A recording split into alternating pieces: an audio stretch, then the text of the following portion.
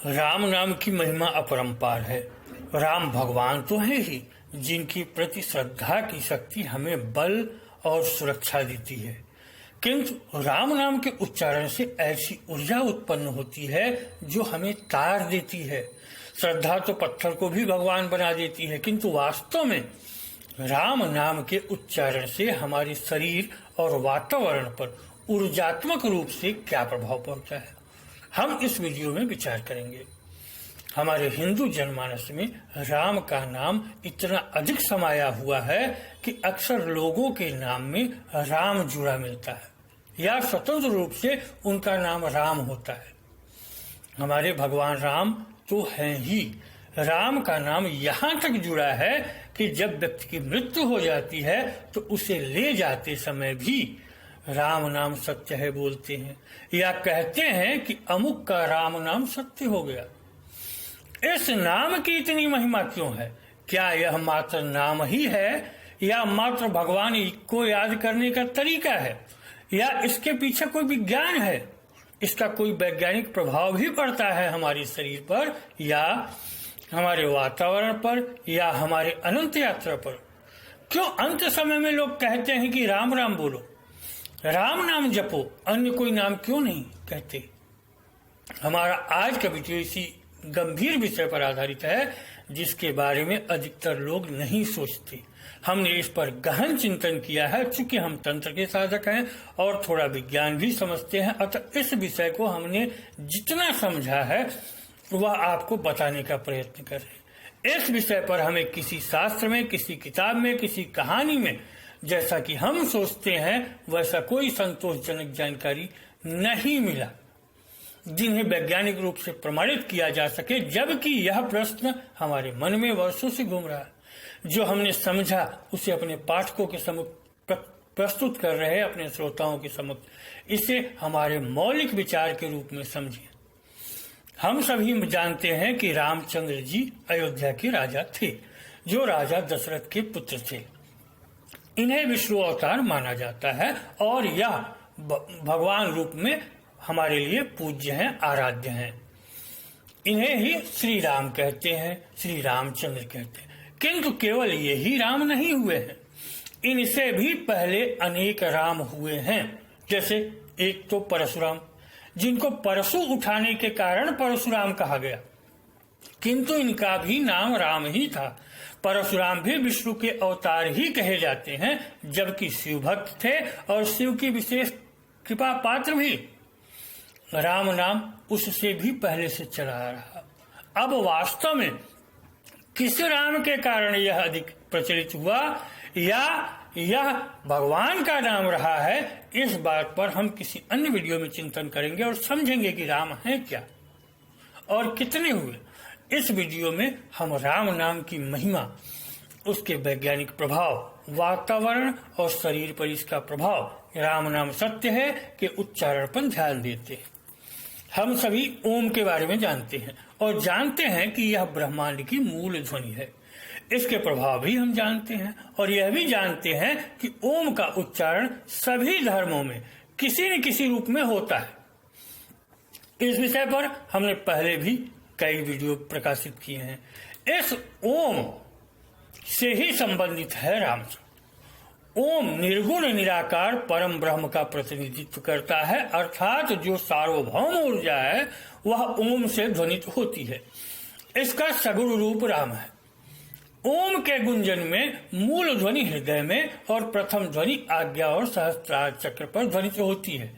यह हृदय से सहस्त्रार तक ही अधिक प्रभावित करता है और मोक्ष देता है, यद्यपि यह पूरे शरीर को प्रभावित और चक्रों को प्रभावित करता है। जब हम राम का उच्चारण करते हैं तो यह भी हृदय में ही मूलतः ध्वनित होता है, जबकि इसकी प्रथम ध्वनि मणिपुर चक्र से उठती है। हृदय और आत्मा का आधिपत्य विष्णु के पास है, जबकि मणिपुर चक्र लक्ष्मी अन्नपूर्णा का है। अतः यह राम शब्द विष्णु को इंगित करता हुआ विष्णु लक्ष्मी का शब्द होता है। विष्णु एक सगुण स्वरूप है, अतः राम शब्द सगुण ध्वनि हुई।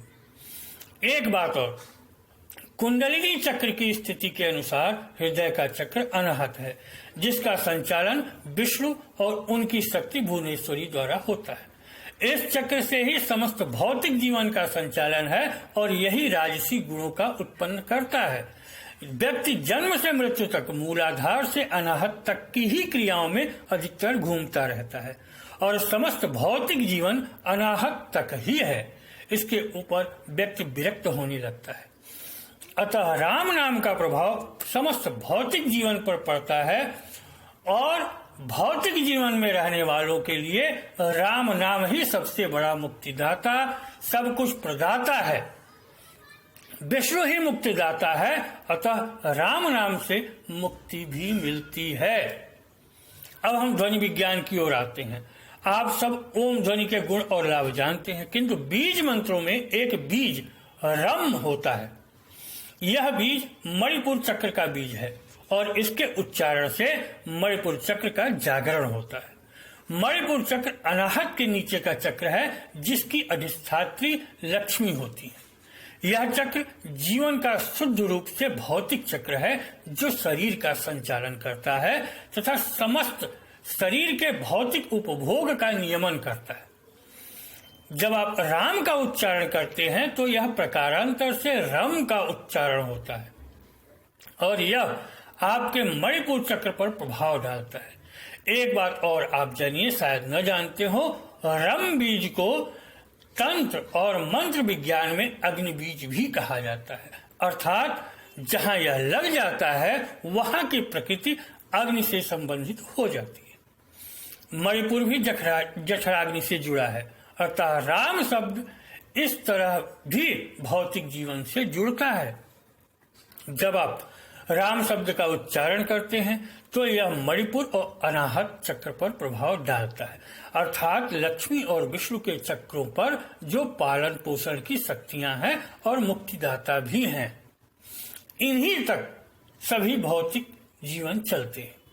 राम के उच्चारण से मणिपुर और अनाहत सशक्त होने से भौतिक जीवन, शारीरिक स्थिति तो अच्छी होती ही है, मुक्ति मार्ग भी खुलता है, क्योंकि विष्णु की कृपा मिलती है। इस शब्द के उच्चारण से तीव्र सकारात्मक ऊर्जा उत्पन्न होती है, जिससे नकारात्मक शक्तियां, भूत प्रेत को कष्ट होता है। इसकी ध्वनि भूत प्रेत को पीड़ित करती है और वह उच्चारणकर्ता से दूर भागते हैं। राम के उच्चारण से जठराग्नि आदि पर भी लाभदायक प्रभाव पड़ता है, जिससे आरोग्य सुख बढ़ जाता है। सात्विकता का संचार होता है, जिससे भौतिकता से कष्ट की संभावना कम होने लगती है। यह ऐसा शब्द है जो ऊपर के चक्रों तथा नीचे के चक्रों को भी प्रभावित करता है, अर्थात इससे आप मोक्ष मुक्ति भी पा सकते हैं और भौतिक सुख भी पा सकते हैं। मणिपुर चक्र से साहस और उत्साह की मात्रा और बढ़ जाती है। संकल्प दृढ़ होते हैं और पराक्रम करने के हौसले उठते हैं। मनोविकार स्वयमेव घटते हैं और परमार्थ प्रयोजनों में अपेक्षाकृत अधिक रस मिलने लगता है। यह प्रसुप्त पड़ा रहे तो तृष्णा, ईर्ष्या, चुगली, लज्जा, भय, घृणा, मोह आदि कसाय कलमश मन में लड़ जमाए पड़े रहते हैं। राम नाम से इनसे मुक्ति मिलती है। यही राजसी गुण होते हैं। इस चक्र के जागरण पर सर्व सिद्धिदायी पाताल सिद्धि भी प्राप्त होती है। उसके सब दुखों का निवृत्त होकर सकल मनोरथ पूर्ण होते हैं। वह काल को भी जीत लेता है। मणिपुर चक्र को जागृत करने वाला, अर्थात काल को भी टाल सकता है। ऋषि काक भुसुंडी जी ने काल की वंचना करके सैकड़ों युगों की परंपरा देखी थी। चांगदेव जी ने इसी सिद्धि के बल पर 1400 वर्ष का आयुष्य प्राप्त किया था। जिनको आत्म साक्षात्कार हो गया, ऐसे महापुरुष भी चाहें तो इस सिद्धि से दीर्घजीवी हो सकते हैं। व्यक्ति देवों के द्रव्य भंडारों को और दिव्य औषधियों तथा भूमिगत गुप्त खजानों को भी देख सकता है। इस चक्र को लक्ष्मी और अन्नपूर्णा का चक्र भी कहा जाता है और कुंडलिनी के यहाँ पहुँचने पर या सीधे इस चक्र के जागरण पर व्यक्ति अन्नदाता, ऐश्वर्यशाली, संपत्तिवान, समृद्ध बनता है, राजसी जीवन जीता है उसके क्रोध, उग्रता और अति चंचलता का शमन होता है तथा व्यक्ति गंभीर, लक्ष्य केंद्रित, आत्मनिर्भर, बहुतों का उपकार करने वाला बनता है। इस प्रकार राम शब्द के उच्चारण से आप रम बीज का उच्चारण करते हैं, जिससे मणिपुर चक्र प्रभावित होता है। इसी के उच्चारण से हनुमान सप्त चिरंजीवी में गिने जाते हैं और अमर होकर सर्वशक्तिमान होते हैं। वाल्मीकि जी श्री राम के जन्म लेने से पहले ही राम नाम के जप से महाज्ञानी बन गए। आप जानते हैं कि मृत्यु के बाद व्यक्ति को जलाने ले जाते समय ही राम नाम सत्य है बोलते हैं, अन्य स्थितियों में नहीं बोलते, अर्थात समाधि देने या जल प्रवाह करने या दफनाने को ले जाते समय नहीं बोलते। केवल जलाने ले जाते समय राम नाम सत्य है बोलने का एक अर्थ है कि अंतिम सत्य अग्नि ही है, अर्थात जलना ही है, अर्थात रम बीज जो अग्नि बीज है उसको भी इंगित करते हुए यहाँ कहा जाता है। ऐसा हम सोचते हैं कि राम या रम ही सत्य है, अग्नि ही सत्य है। जीवन का यथार्थ यही है। दूसरा कारण यह भी हो सकता है कि राम ही विष्णु है और विष्णु ही अंतिम सत्य है, अतः विष्णु शरण में ही जाना है।